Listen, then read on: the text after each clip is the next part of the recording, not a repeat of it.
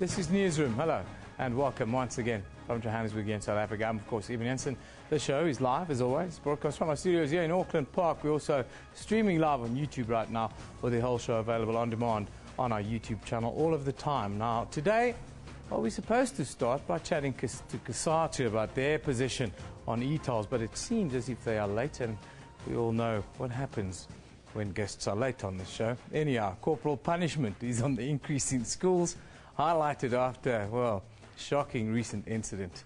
42 bogus universities have been shut down by the Department of Higher Education. We'll talk to them about that shortly. Cindy Alter, well, she joins us for the book slot, and we'll close a little bit later with the Bring a Girl Child to Work campaign that is set for tomorrow. First, though, today's news with Anine Dormel.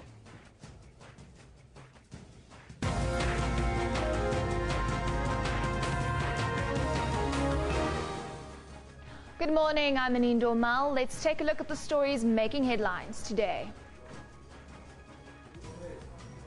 The Swiss Federal Office of Justice has confirmed that 6 FIFA football officials have been arrested in Zurich over suspected corruption. The unnamed officials now face extradition. The charges are said to relate to alleged widespread corruption in the organization over the past 20 years, involving bids for World Cups, as well as marketing and broadcasting deals. President Jacob Zuma will respond to the debate on his budget vote today before the House votes on it. Meanwhile, National Assembly House Chairperson Toko Didiza has pledged to probe an alleged threat of violence and swearing by Deputy Trade and Industry Minister Nzwandile Masina during the debate. The DA made the accusation to Didiza, who was acting as Speaker. Closing arguments are expected to wrap up in Christopher Panayoti's bail application in the Port Elizabeth Magistrates Court today. It is also expected that it will take a few days for Magistrate Abigail Beaton to deliver her ruling. Panayoti is accused of being the mastermind behind his wife Jade's abduction and murder. The Gauteng Education Department says it's prepared to fight the High Court ruling on school languages until the highest court. The Federation of South African Schools won its case against the department yesterday. This after approaching the court over a leaked document which indicated that the department was considering turning 124 schools into dual medium schools. Johannesburg High Court Judge Charles Wright ruled that schools should continue with the same admission criteria they are currently using.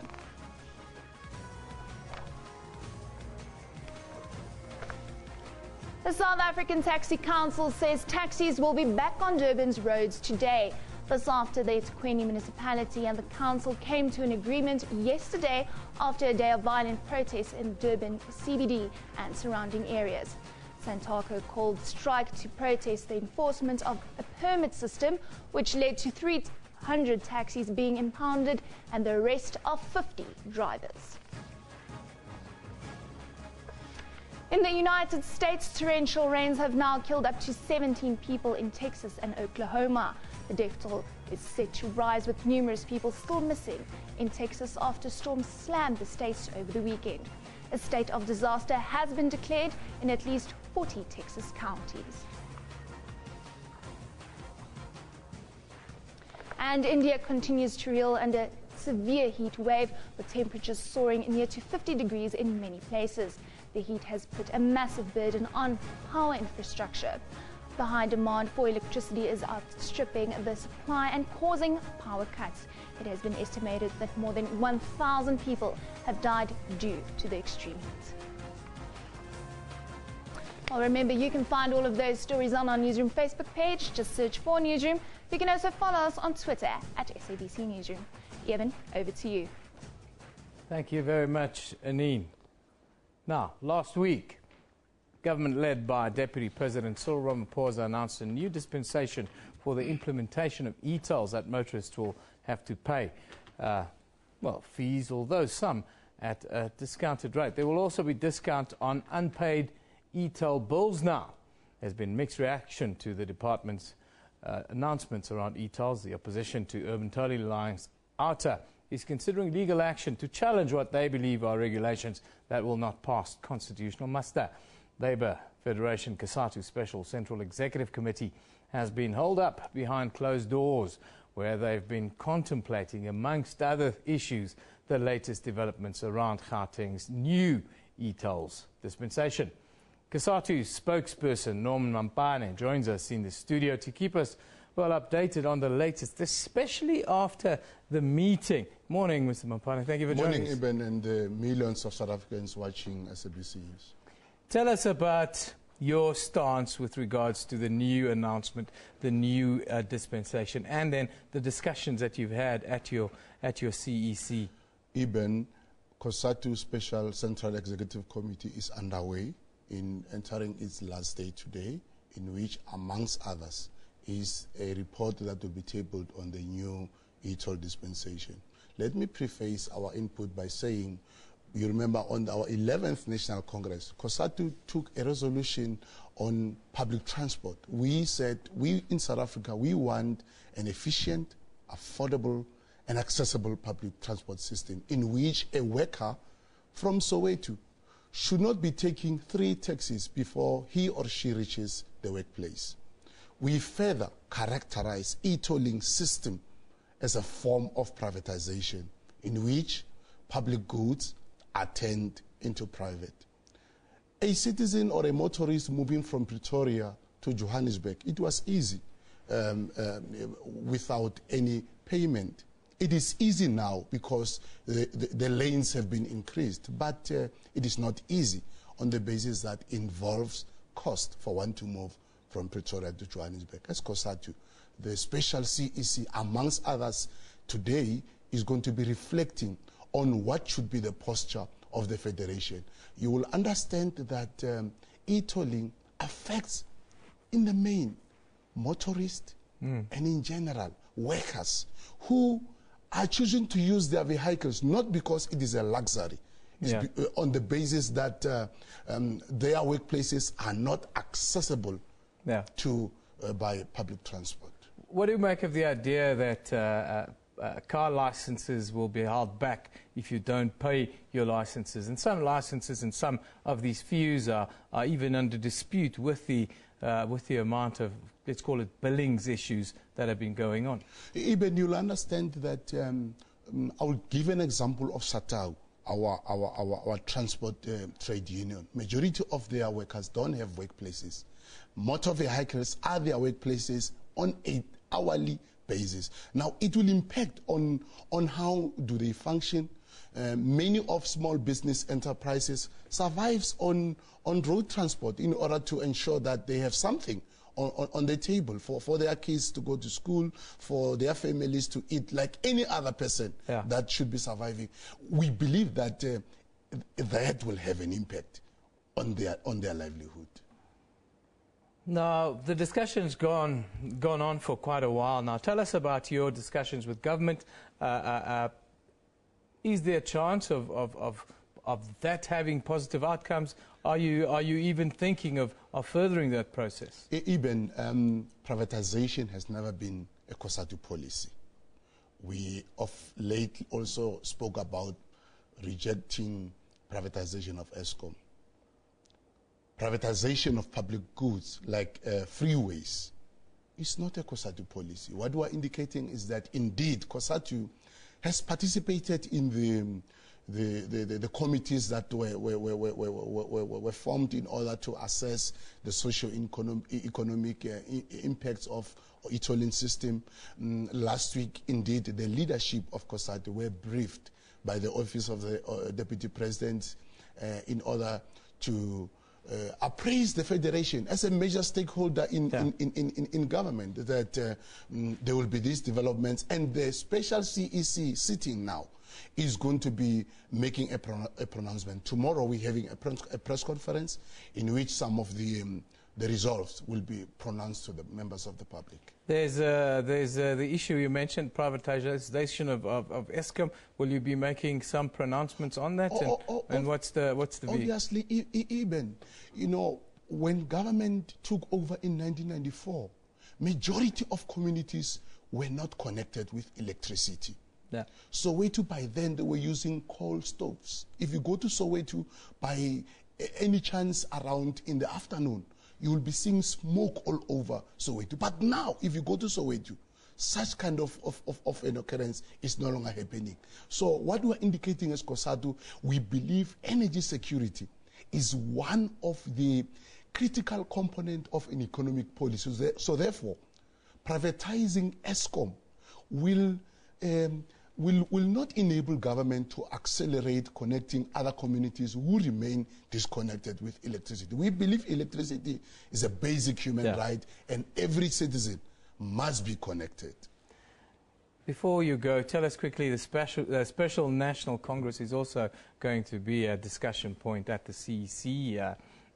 There's factions going to court now. Are you going to make some pronouncements on that tomorrow? Even because I just got no faction. We've got a unitary organization. What we are doing now, we are not facing any crisis. We are just stamping leadership discipline.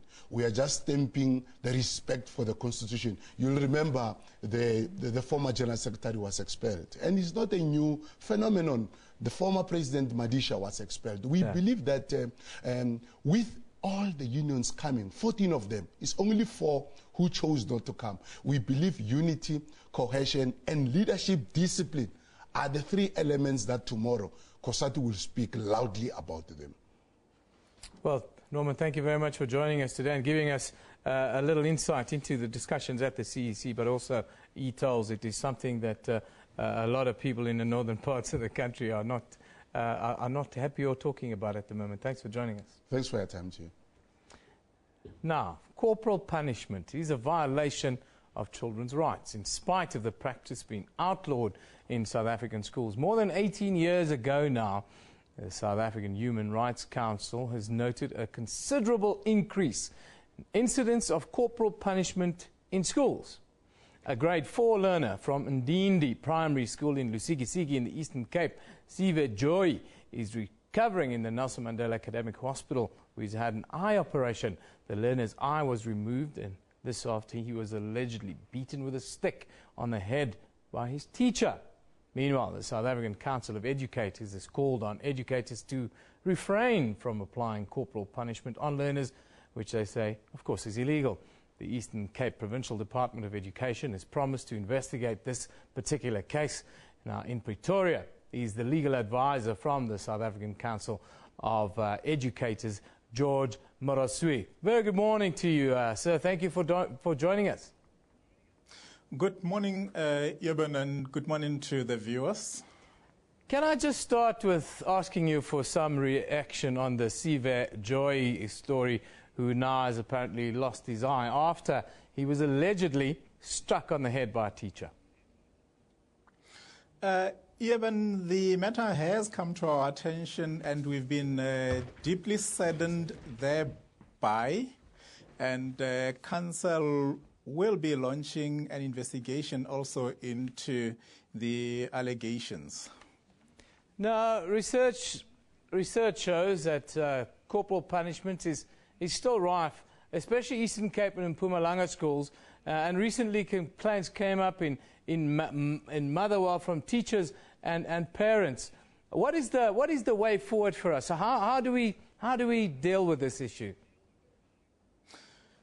Yeah, but we do acknowledge that there are challenges in schools in as far as discipline is concerned, but corporal punishment has never been and will never be the answer. Therefore, moving forward, we have in the past, and we still continue to do it to date, we have been conducting workshops for teachers highlighting the dangers associated with corporal punishment or the application thereof, and trying to empower them in as far as alternatives to corporal punishment are concerned. This is in light of the fact that corporal punishment is, for starters, a criminal act. Applying corporal punishment amounts to a criminal act which is criminally punishable. And if brought to our attention, it gets investigated, and where there is evidence, we proceed to charge the educator, and it may result in dire consequences against an educator, in that an educator's name might get struck off from the roll of educators, and thereby taking the bread out of the educator's mouth and or his immediate, shall I say, his family. His immediate family. Thank you. Just tell us quickly, George, your organization represents teachers. What are the teachers saying? Are they losing control of the classrooms? Are they feeling hopeless and they feel that corporal punishment is one area that helps them to maintain some sort of discipline in modern-day schools? One may call it a 60-40 split. A 60-40 in that 60% will tell you that they prefer corporal punishment. 40% will tell you that they do not prefer it and they do not practice corporal punishment, and they have mastered the implementation of these alternatives. The other 60, whilst they may be in favor of corporal punishment, most of them have not even tried implementing these alternatives. Hence, we have taken it upon ourselves to say, let us rather educate them on these alternatives. But as I said earlier, corporal punishment is not the answer, but teachers are saying these learners are unruly, they cannot be managed, they are not willing, there are many frustrations that they are facing, hence they resort to the use of corporal punishment rather than trying the alternatives.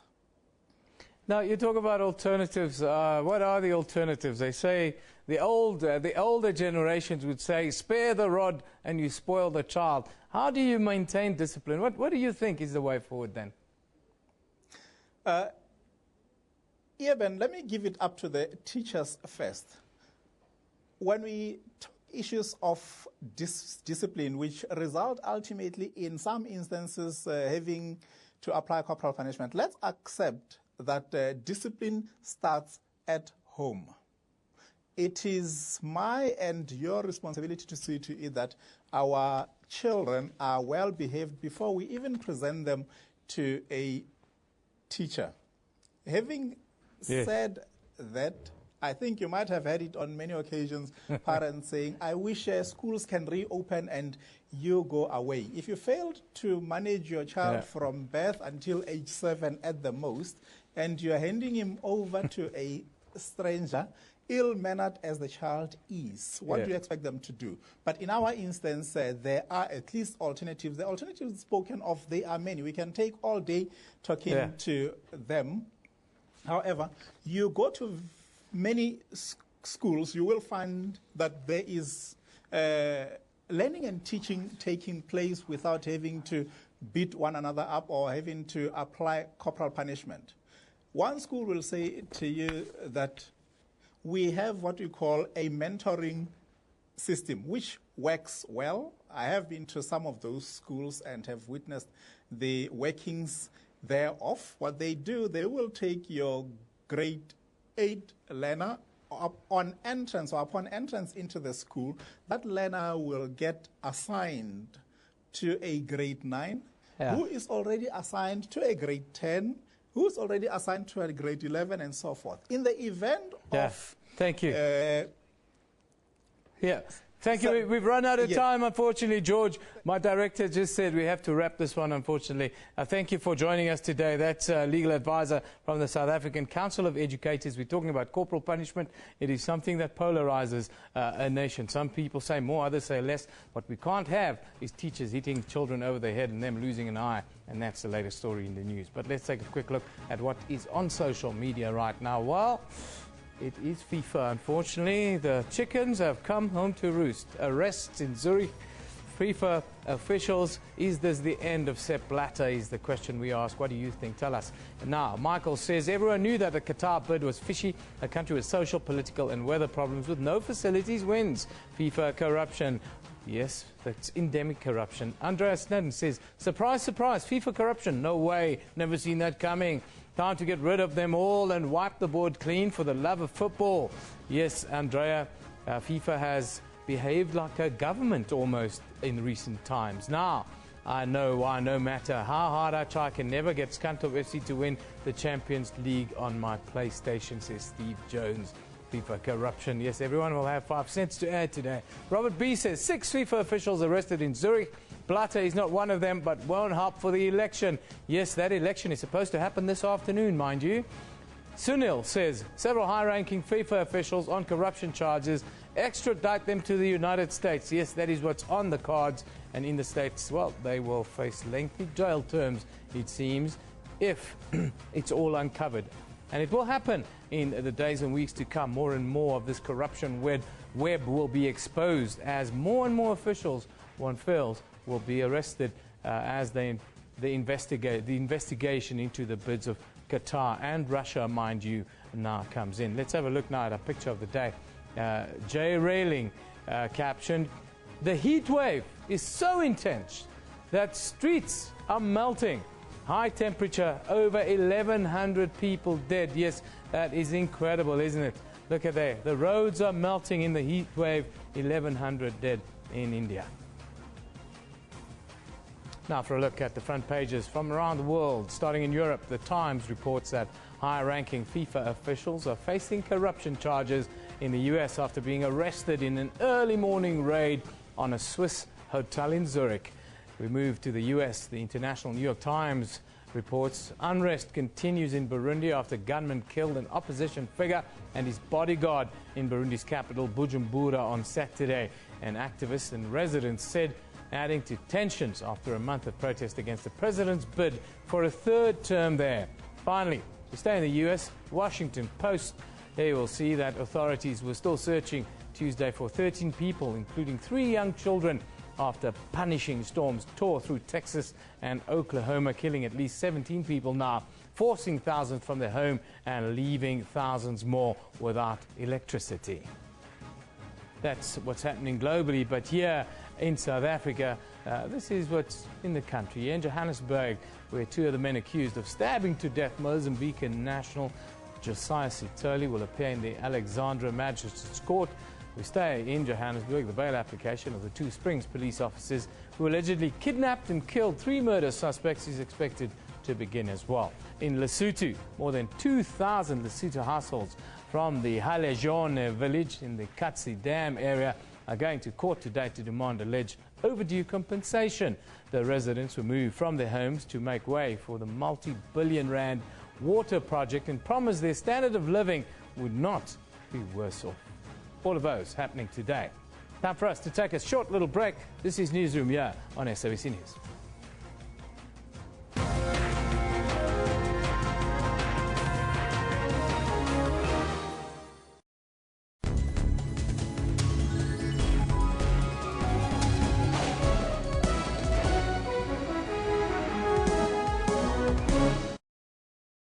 Sup, peeps? I heard some people don't bother voting.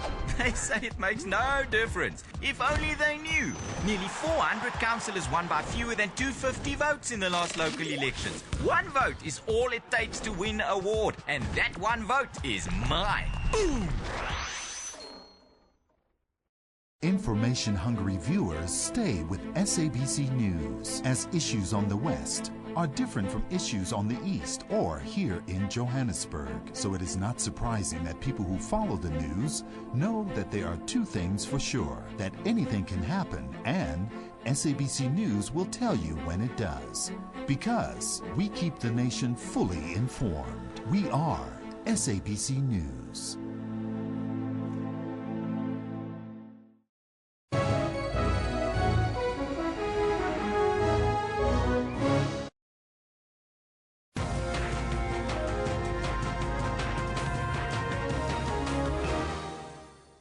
Welcome back. This is Newsroom now. 38 Cuban engineers, architects and housing experts have arrived in Bloemfontein ahead of their deployment to troubled municipalities across the province. They are here on a 3-year contract to strengthen service delivery in municipalities which lack the necessary skilled employees. They will have lessons in English and Sesotho over the next few weeks. Free State Premier Ace Magashule welcomed the Cuban professionals. Today, the first group will celebrate Africa Day. They, with our special correspondent Richard Newton, who joins us live in Bloemfontein. Richard, good morning to you, Richard. It's certainly a landmark event, the arrival of these Cuban engineers and professionals to help with service delivery. Good news for the province, isn't it? Well, yes, Eben, welcome. It is good news for the province, and of course, what a wonderful day to be here, for them to come here, Africa Day celebrations. Our senses are really overwhelmed here. We have beautiful, colorful outfits and clothing. We have the scent of the aroma of traditional food from 10 different countries that are showing their wares here. We have arts, we have music, we have poetry, we have paintings. Absolutely amazing. But the Cuban engineers are not here just to have a wonderful experience. They're also here to work. And 38 of them arrived in the province. 26 of them are men and 12 are ladies. As you said, from hydraulic engineers, civil engineers, housing experts. And their main job here will be go to ailing municipalities where those specific skills are lacking, and to help get service delivery back on track. Now, of course, it has been controversial in the sense that we've heard from a number of quarters that not enough was done to look for South African qualified engineers or other experts, and perhaps there are people out there waiting for a job, looking for a job, and now are disappointed that we've brought people in from overseas. But speaking to the Premier, he said that they did look, they did advertise, they did get CVs in, and they've had to make up the numbers with these experts from Cuba. But Richard, surely this can't be about local versus foreign or international. This should be about skills exchange, and we know Cuba is a country that have always worked, the communities have always worked, so this is a kind of skills transfer process that could set a fantastic landmark here in South Africa for the rest of the country to follow if it works. Well, certainly that was the thrust, the main point behind what the Premier was saying was that in Cuba, there's so many rural areas where these guys work. Their experience and their knowledge and their skill level of working in rural areas, in areas that are not your major cities, and they can share this with our up-and-coming, our newly qualified engineers and so on, and that skills transfer can set us up for way into the future. And of course, as you said, if this works, it's going to be an absolutely fantastic thing. It'll set a trend and a trademark for others to follow. If it doesn't, of course, we'll have to revisit everything from the start. But there seems to be a real determination to get these experts into those rural areas, into those areas where there is a lack of certain critical skills that are needed for service delivery, sanitation, water provision, structural improvements, and housing. You know, we have experts here that will be looking at incomplete houses and houses that haven't been built, that have already been paid for, and how to deal with that. So a lot of work to do, make no mistake. But the hope is that the skills transfer will be there, and there will be a noticeable difference over a short period of time in service delivery. Talk about the deployment quickly before we wrap up, Richard. The deployment, you know, I also see they're going to be learning Sesotho and English. Yes, there'll be a 2-month induction, if you like, where they'll learn about the province, the areas, the rural areas, some more peri-urban areas where they'll be working. They'll be getting crash courses in English for those who may need it. They'll be getting a crash course in Sesotho, which obviously they will need some in the rural areas. And then they'll be deployed according to their specific skills. This is a very important point that was made, that you can't just send them out and hope they make a difference. They have to be targeting areas where their particular skill is most needed. Now, Richard, tell us, why is Bloemfontein celebrating Africa Day 2 days late? Well, yeah, but you know, we like to do things a little different down here, and we've got so many people that are saying, okay, we've seen so much of Africa Day, and wham, we come in at the end and say, look at all this traditional food, these beautiful clothes, this music, poetry, ended on a really high note. And of course, you know, yeah, but Africa Day has always been about celebrating the diversity and the cultures. This year, a little bit more of a serious note, talking about building bridges and building unity.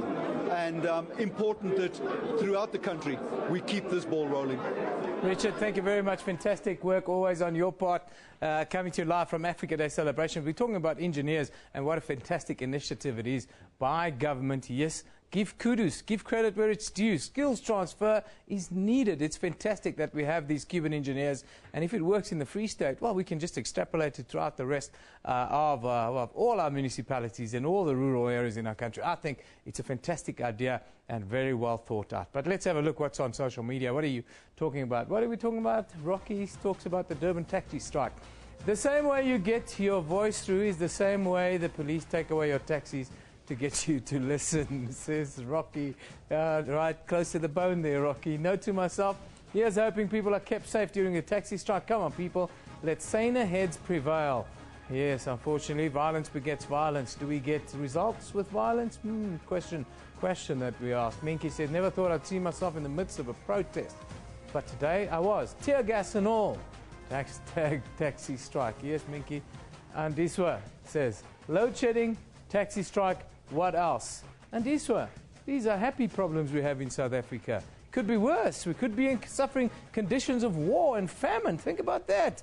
Elsewhere, not so far away from our reality. You know, we have to understand that it's going well in South Africa. It's really going well, yeah. While thousands of matriculants seek to secure their places in universities every year, the number of bogus universities continues to rise.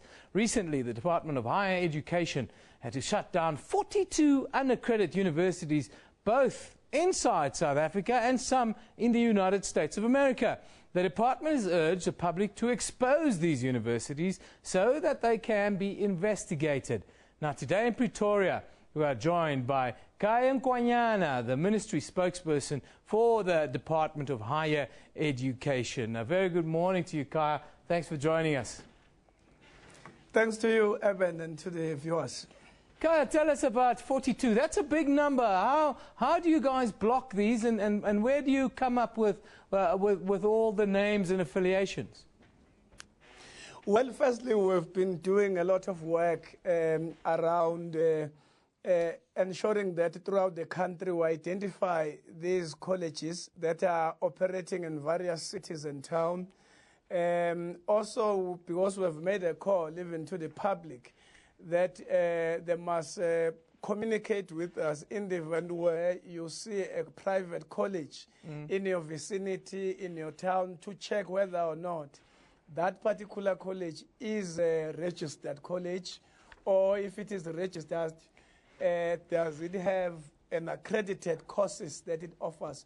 So we've been inundated by calls, and I can tell you that with that number, which is 42, we are investigating quite more, even now, which we are midway in terms of concluding investigation. In due course, we'll also be releasing those statistics, those numbers, because we are on the offensive to close them down and to ensure that we bring them before law, because we can't allow a situation where you have this mushrooming of colleges that are illegal, and technically they offer our people fake qualifications because they are not recognized ultimately by our South African Qualifications Authority and by the employers themselves, when in fact our people have spent a lot of money enrolling in these colleges. Kaya, what about the people you talk about now? Those ones that have enrolled, they've paid money. What happens to them now? That's just with regards to the 42 that have now been banned or have been shut down. Well, as a department, we are looking for a stance on engaging even such institution like your claims court, so that our people can be able to claim their monies, because even the tuitions in this private institution are quite larger, more than your public universities and colleges. Yeah.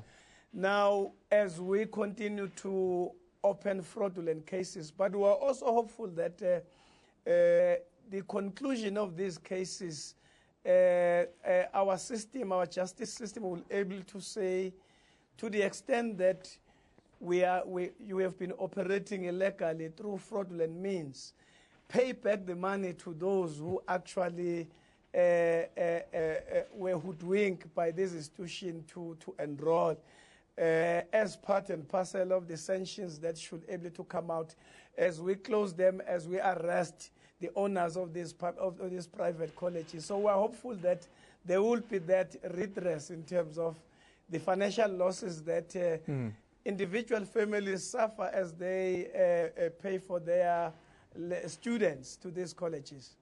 Tell us about how people can go about verifying whether universities are genuine or colleges are genuine. There's so many on the net today.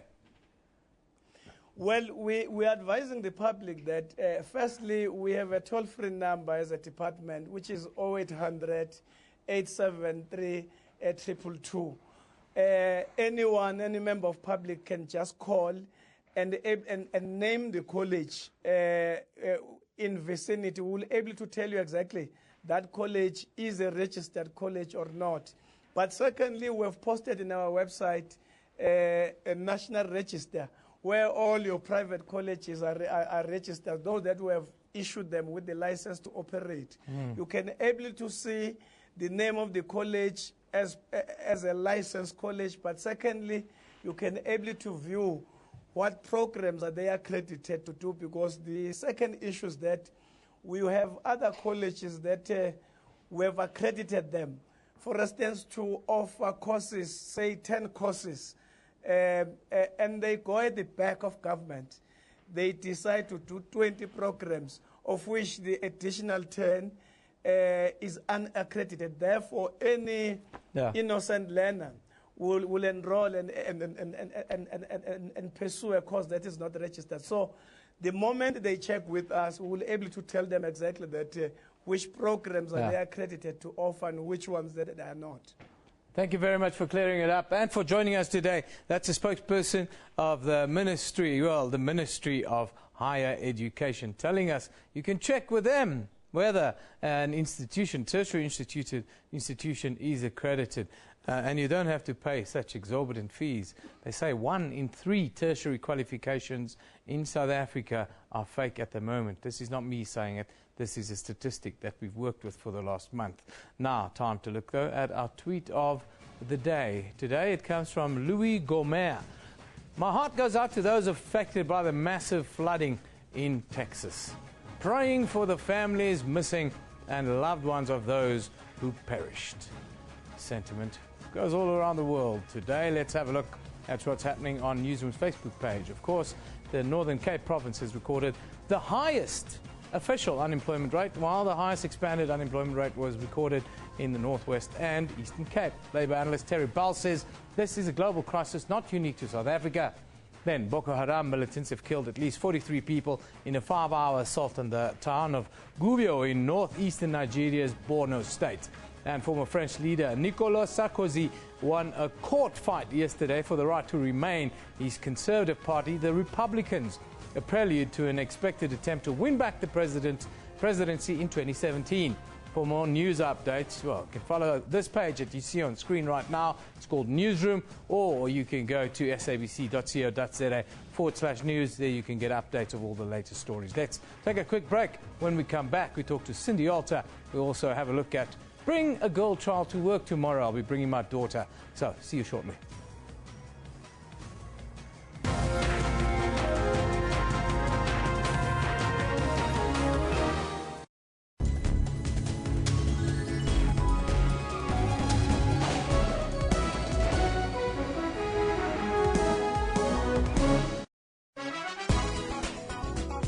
Nelson Mandela, that was for me having an opportunity to make a film about something he said.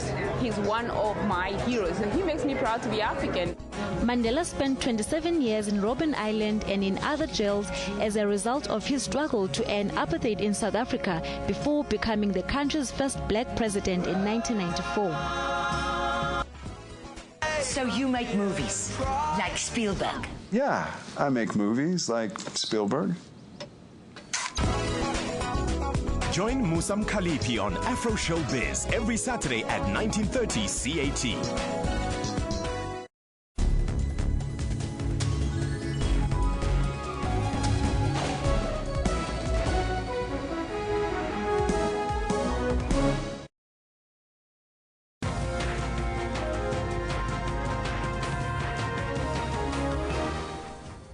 Welcome back. You're watching Newsroom on SABC News. Let's take a look at the stories making headlines today.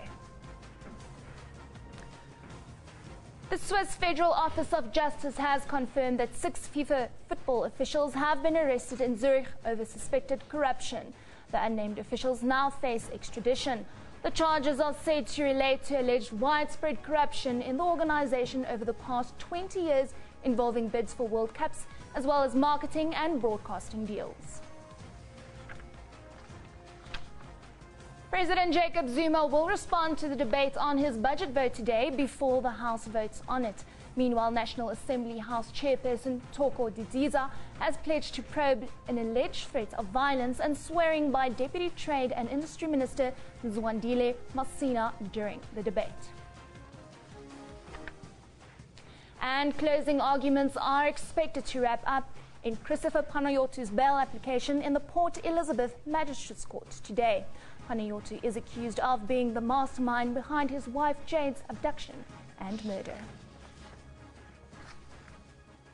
Well, now, she's an international award-winning chart-topping singer and songwriter. After 4 decades in the music industry, the former front lady of Clout has also beat leukemia, and she's now the author of the book No Substitute. She, of course, is Cindy Alter, and she joins us today for our weekly book slot. Cindy, thank you so much for coming through today. Thanks for having me. As far as I can remember, since we've had you on the show the first time, you've been talking about this book. Yes. It's finally here. I'm so excited. It's finally here. It's like quite something. Yeah. Cindy, you call this your tale of survival. Let's start there. Why? Well, I've been through a couple of things in my life, and I seem to have come through them sometimes by the skin of my teeth. And that's really what it is. It's a story of surviving, being here today to write the book. I didn't even realize what I was doing some of the time. You know, you go, I think ignorance is good at some points in your life. And you just sort of go through it and you just say, okay, I'm just doing this because it just feels like I need to do it. And I've already had some people read the book and have said, wow, you know, that I related to that. That touched me. I heard what you were saying. And I think that's been the most important thing to me, is if I can be of service in some way and give back some way, that somebody would just say, okay, I can handle this because I know it's possible. Yeah. You know, I'll do it my way, but I know it's possible. Exactly. And on that note, because I know I picked up the book a few days ago, and I didn't expect it to start where it started. It starts with you being in a very bad place, in an abusive relationship. Yes. Why did the decision to start the book there? I just thought I wanted the contrast to be so big that people realized, you know, from one thing to another, like from being a pop star in Europe and you know, having #1 records everywhere, to being lying on the floor being beaten by my boyfriend. It's such a contrast. If that doesn't wake you up and go, oh my God, this is what can happen to people, then, you know, then why even bother? So I just wanted that contrast to hit everybody and to know from that to that, exactly. You know, life is so fragile. And that is only a part of your story, It Cindy. is only a part. But you go way back. I mean, you talk about your family. Yes. You talk about your days growing up. Yes. I love where you say, or you actually say how your name was chosen by your parents. Yeah. So why did you want to bring all of your family into this? And I think, if I can say, it's because of your love of music. You wanted to make that clear, that you were born to be the singer. Definitely. I definitely wanted to make that clear. This was how I was chosen to be, from whatever sort of thing out there, universe, whatever we want to call it, higher power. Definitely chosen pictures of me at school and stuff like this. I wanted my story to start somewhere, you know, that we all grow up, you know, we all have different kind of childhoods, and then we all get opportunities to do different things in our lives. And it's what you do with your opportunities. It's like being given something and then how you use it. Because we are all given equal from the day we're born, and then things start happening. Cindy, did you ever think, dreaming about being that singer, that you would be that front lady of clout on a world stage? No, I did not. That was not something that was in... I didn't think that would be happening to me, but I always wanted to sing. I was never attracted by the fame. I was always attracted by the music. I just wanted to play music. I didn't care what happened with it. Whether I just played music my whole life and never ever got famous, that would have been fine too. But actually, having had that platform and being here today, I know that it helped me a lot, because it helped me to fulfill a lot of my dreams as a musician. Then going on to your fight with leukemia, how do you Yes. touch on that in the book? I talk about being actually struck to my knees when I heard the news, and then going from there to, okay, what do I do with this? Again, I've got to survive. I don't want to die. And that choice is made in that time, and you will do everything you can in your power to fight and not to die. So again, that survival thing, that human instinct is survival. Yeah. You know, you get thrown down a gorge, you're going to try your best to get out of there, or chew your arm off trying, you know. It's survival instinct intrinsic in human beings. Well, Cindy, I will definitely encourage everyone to pick up a copy of this book, No Substitute, by Cindy Altus. So many things to learn. Thank you. About your life. Definitely an inspiring story. Kevin, back to you. Yeah, thank you very much, and definitely a book that I'm going to read as well. And thanks for always coming in to tell us about your fabulous life, Cindy. Always a pleasure. Thanks for having me. Great. Nice to have you here. Now, tomorrow, it's Take a Girl Child to Work Day. But taking a girl child to work for just one day is not enough to really get them ready for a career. They need constant development. Last year, a report released by the South African government claimed that young black women make up 37.5% of the unemployed South Africans aged between 15 and 34, compared to 35.1% of unemployed white men. Now, joining us today is the Before trustee Ntula Ndunge and SA private school student Nobuhle, as well as Tshwane child welfare intern Tola Sukifa. Very good morning, guys. Good morning. Good Thank morning. you. Bring a girl child to work tomorrow. I'm bringing my daughter to work tomorrow.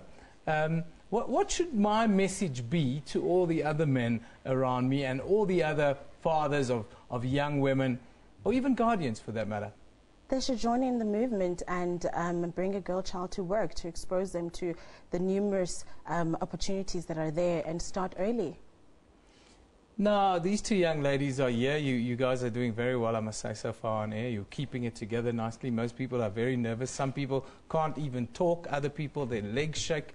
Tell us about the stuff that you're involved with through this wonderful campaign. Nobuhle? I don't know what to say, really. I'm really excited to be here. This is my first time on TV, so I might get a bit nervous. So what do you want to do with your life? You're now at an age where you have to almost decide what you're going to do with the next 10 years, 20 years of your life. It's going to be really important. What do you see? Well, when I grow up, I want to be a lawyer. Then I know I have to study hard, become dedicated to my work at school so that I can achieve my goal. Simple. It's as simple as that. We're going to back you all the way. Tell us your story and what do you think, and also what advice are you going to give to young people, young girls today? Okay, well, geez, I don't have much advice to give because I think I'm still pretty young myself. But I mean, since meeting Tutula from B4E, I mean, the womentality event, sorry to just bring that in. Oh, no, but I mean, that was... Melinda and them do a fantastic job. Yes. I'm a big fan of the kind of things they're doing with young women here in South Africa. Definitely. That's one of the things that actually made me want to pull my life together. I'm currently doing my marketing and event coordination internship with Child Welfare Tshwane. That's where I met Tutula. And the womentality events was exceptional. It introduced us to so many industry experts, and it was really special just to be exposed to that. And the message that I would give to young girls would be to just follow your dreams. I mean, do what you want. Don't let anyone tell you no. Tutula, it's really that kind of time in South Africa where, you know, we always hear about black women being at risk, especially within the age group or the category we're looking at. But you know, there's a positive wind blowing. There's a lot of good happening, isn't there? It's changing times, and I'm very excited as a trustee of the Business for Empowerment Trust to be able to say this is our mandate, to empower women and children, expose them to initiatives of youth development, and to put them and expose unobuhle tholakele to such prestigious events like Womentality, to equip them with this tool set to say, I can do this as a woman in corporate South Africa. Now, Nabutla, before you go, quickly tell us, you were one of 100 to attend the Womentality conference. Tell us about that experience quickly before we wrap up. The experience was very educational. I've learned that as a woman, you are powerful, beautiful, and you are unique as an individual. And I've learned that you need to love yourself, believe in yourself, and give of yourself as an individual. And I've also learned that beauty should not be reflected by how you look like on the outside, but it should be reflected by who you are in the inside. If you're beautiful on the inside, it just shows on the outside, you know, it's that simple. If you believe that you are beautiful and that you belong, then you don't need the validation always that we talk about, And then you can easily achieve those dreams. I see two young ladies are going to do very well. Tutula, thanks for coming in again, as always, and bringing us wonderful stories. I'm definitely going to follow example and bring my daughter into work tomorrow and maybe talk to the people that I work with in the group around, you know, what we need to do in South Africa with regards to young women, isn't it? Yes, thank you for having me. Thank you once again. That's where we wrap it today. Good news. Tomorrow, don't forget, bring a girl child to work. That is what we're doing tomorrow. I'm going to bring my daughter, Eva. She's a firecracker and a handful, but I'm going to bring her anyhow. Newsroom is broadcast live from our studios here in Auckland Park, Johannesburg, every weekday morning between 9 and 10 a.m. Don't forget, we also stream live on YouTube at that time with the whole show available all day on demand on our YouTube channel. This is SABC News. You've been watching Newsroom. We just love it in the morning.